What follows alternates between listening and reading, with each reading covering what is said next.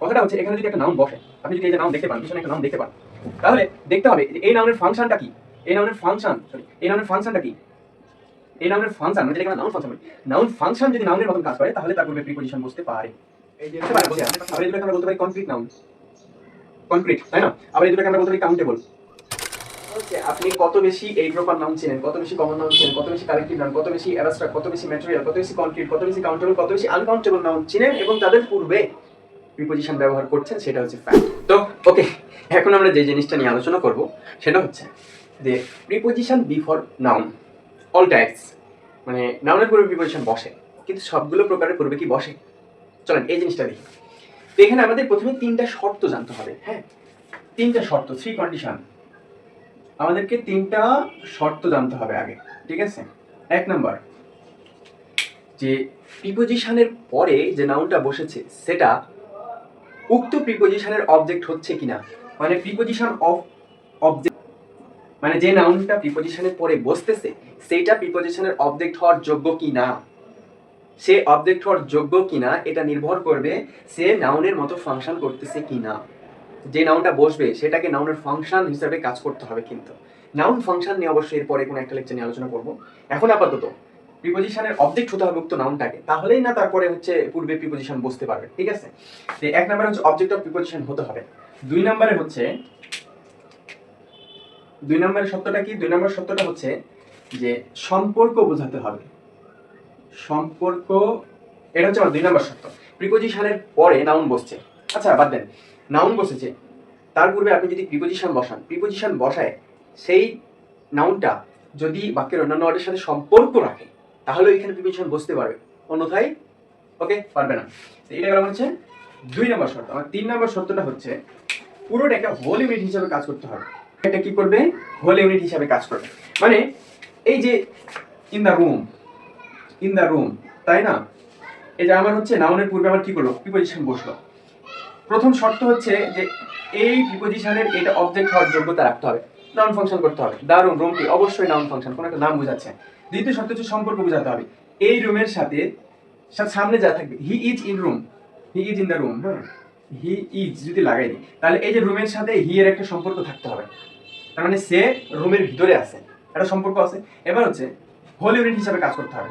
এই যে রুম, সে রুম ভিতরে আছে, এরকম ভাবে কি সে রুমের ভিতরে আছে, ডি দিয়ে সেটাকে নির্দিষ্ট করে দিচ্ছে, তার মানে এই ডি দিয়ে রুমটা পুরোটা একটা ইউনিট হিসাবে কাজ করছে। বাংলা যদি এটাকে বলতে যাই তাহলে বিভক্তি করছি কি আমরা, আমরা বিভক্তির সাথে প্রিপজিশনের একটা গভীর সম্পর্ক আছে, এটা আমাদের স্ট্রাকচারেরই একটু পরে আসবে, ঠিক আছে? তাহলে আমরা এই এই এখানে কয়টা জিনিস দেখলাম, একটা নাউন ফাংশন, এটা আমরা পরবর্তী আলোচনা করবো, আর একটা হচ্ছে যে কি বিভক্তি, এটা নিয়ে আলোচনা করবো, ঠিক আছে?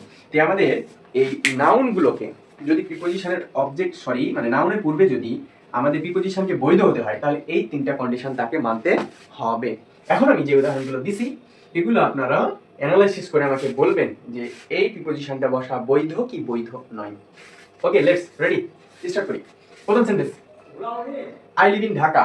বলেন এই সেন্টেন্সটা ঠিক নাকি ভুল? এই সেন্টেন্সটা ঠিক নাকি ভুল? এই সেন্টেন্সটা ঠিক নাকি ভুল? অবশ্যই ঠিক, কারণ ঢাকা হচ্ছে একটা নাউন, ঠিক আছে? ইন ঢাকা হোল ইউনিট হিসাবে কাজ করতেছে। আই লিভ ইন ঢাকা মানে আমি ঢাকায় থাকি। আমি কোথায় থাকি? ঢাকায় থাকি, ইন ঢাকা। তার মানে আমরা দেখছি যে আমাদের, আর এই ঢাকাটা হচ্ছে একটা প্রপার নাউন। তাহলে আমরা এক নাম্বার এই উদাহরণটা দিয়ে দেখতে পাচ্ছি যে আমাদের এই প্রিপজিশনটা কার পূর্বে বসতে পারে?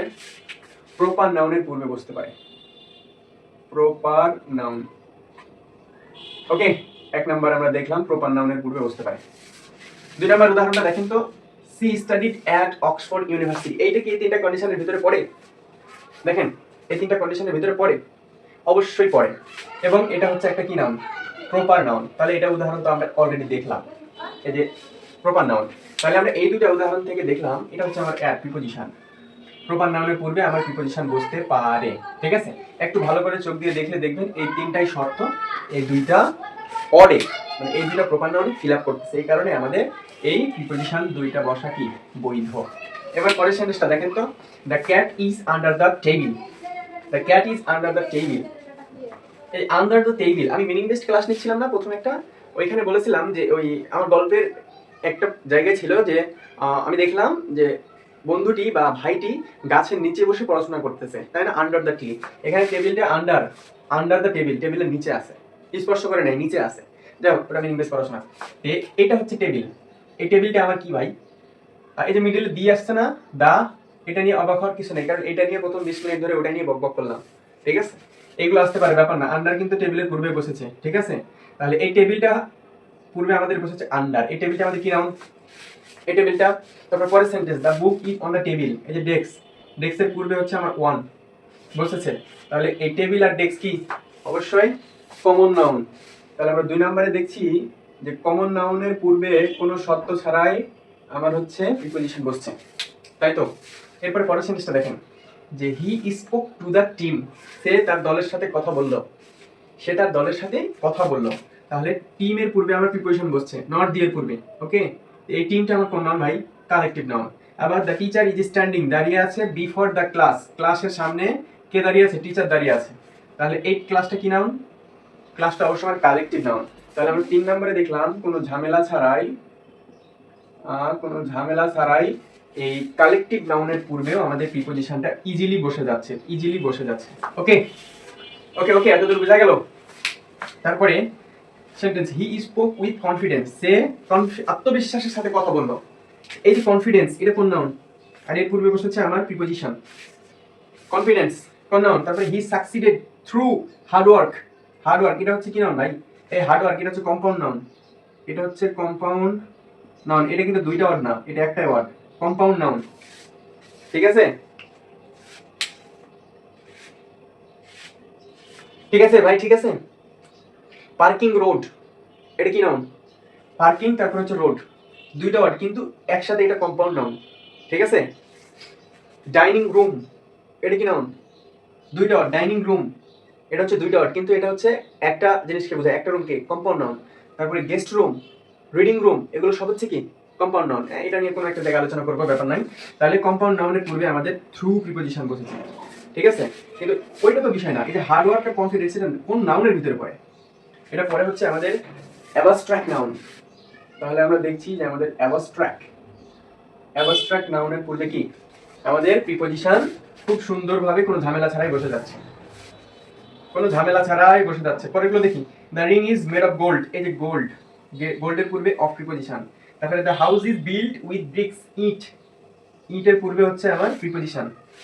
এই যে গোল্ড আর ব্রিক, এই দুটো কি নাউন ভাই? এই দুটো হচ্ছে আমার ম্যাটেরিয়াল নাউন। 5 নম্বরে দিচ্ছি ম্যাটেরিয়াল নাউনে কোনো ঝামেলা নাই, ম্যাটেরিয়াল নাউনেও আমাদের কোনো ঝামেলা নেই।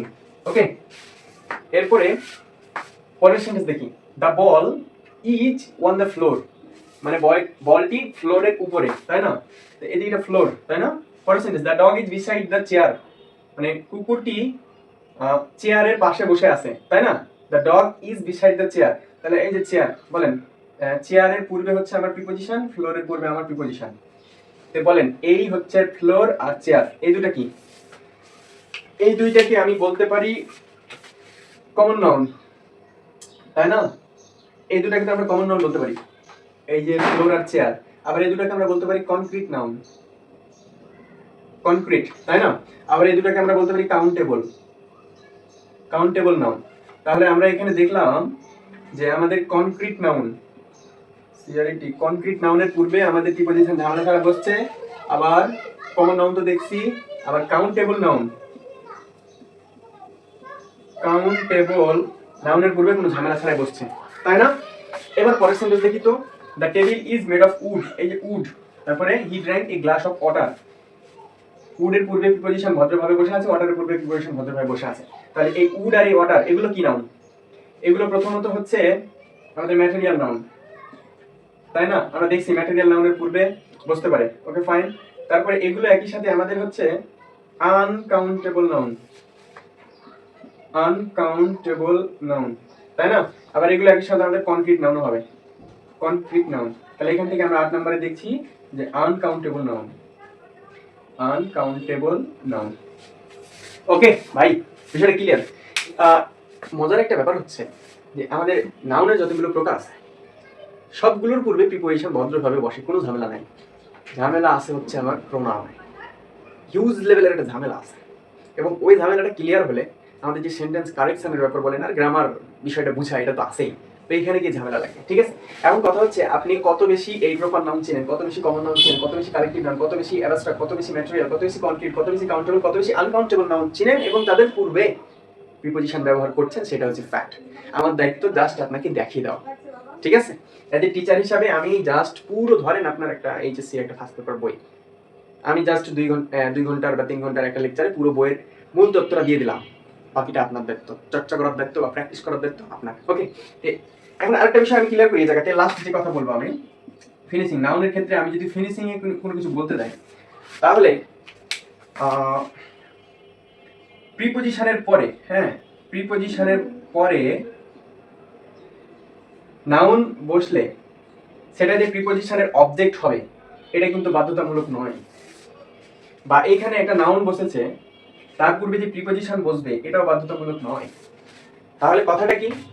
কথাটা হচ্ছে এখানে যদি একটা নাউন বসে, আপনি যদি এই যে নাউন দেখতে পান, পিছনে একটা নাউন দেখতে পান, তাহলে দেখতে হবে যে এই নাউনের ফাংশনটা কি, এই নাউনের ফাংশনটা কি, এই নাউনের ফাংশন মানে যেটাকে আমরা নাউন ফাংশন বলি, নাউন ফাংশন যদি নাউনের মতন কাজ করে তাহলে তার পূর্বে প্রিপোজিশন বসতে পারে না, বসবে 100% বসবে। এটা হচ্ছে মেন কথা। একটা নাউন বসলো, ওই নাউনের পূর্বেই হচ্ছে আমাদের প্রিপোজিশন বসবে, এটা বাধ্যতামূলক নয়। বাধ্যতামূলক হচ্ছে ফাংশন। নাউনটা যদি নাউনের মতন কাজ করে তাহলে তার পূর্বে আমরা প্রিপোজিশন বসতে পারি। এই কথাটা দ্বারা আমি কি বুঝতে চাইলাম জানেন? এই যে এত এত ভেঙে ভেঙে পড়লাম না, এগুলো কিচ্ছু কাজে দিবে না। কাজে দিবে কি অর্থ? আপনি যখন গ্রামার নিয়ে খুব বেশি ভিতরে ঢুকবেন, দেখবেন যে একটার সাথে একটা খুবই কানেক্টেড, জড়িত, কিন্তু এটা বড় ফ্যাক্ট না। বড় ফ্যাক্ট কি? বড় ফ্যাক্ট হচ্ছে আপনার মিনিং করতে পারা। আপনি মিনিং জানেন, সব গ্রামার জানেন। এই যে এই কথাটা বলছি, মিনিং জানেন, সব গ্রামার জানেন, এই কথাটা বিশ্বাস করতে ভাই অনেক টাইম লাগছে, বাট ব্যাপার না। কথা হচ্ছে যে আপনি অনেক গ্রামার রুলস পড়েন, ভিতরে পড়েন, থিসিস করেন, অর্থের কাছে গিয়ে আপনি হেরে যাবেন।